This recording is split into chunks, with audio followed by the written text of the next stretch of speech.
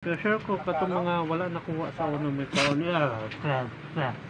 Kawawa man ning isa nagluya man ni kulit aha man ka kulit tanawa si Rex iya pong unlan iyang ulo sa kuan sa lawas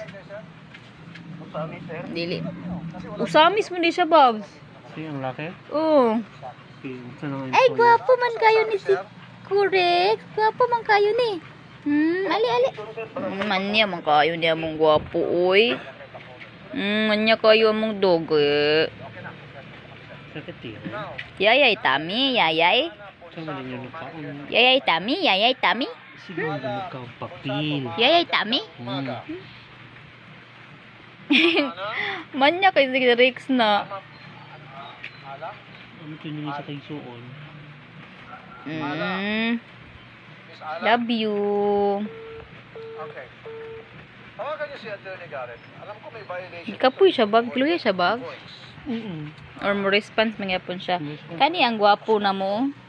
Ang gwapo kayo na mo, pa-pretty-pretty la, naanay tambok sa laping. Hala, talaga dong. Hala, naanay tambok. Hala. Naanay tambok.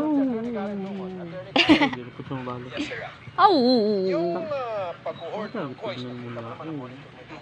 Among Donya, Dunyo.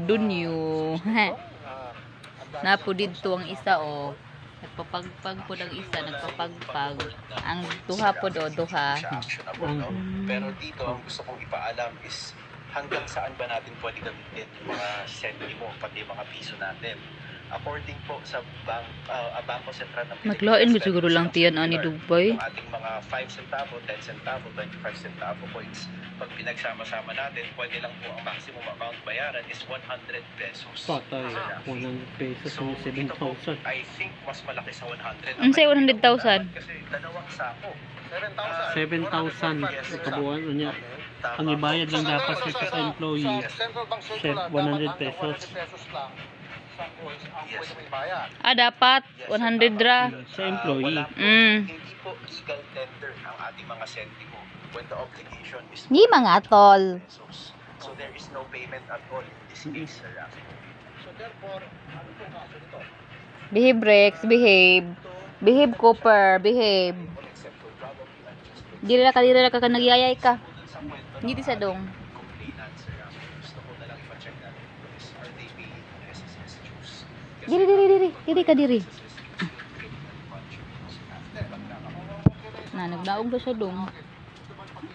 Si Rex na lang ang nabilin. Kawawa man ni among gwapo oy.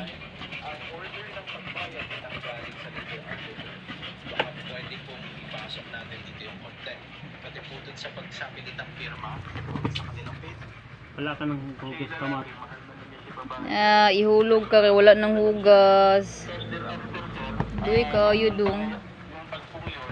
Sa dito. Nakikipag-video call pa si lalaki.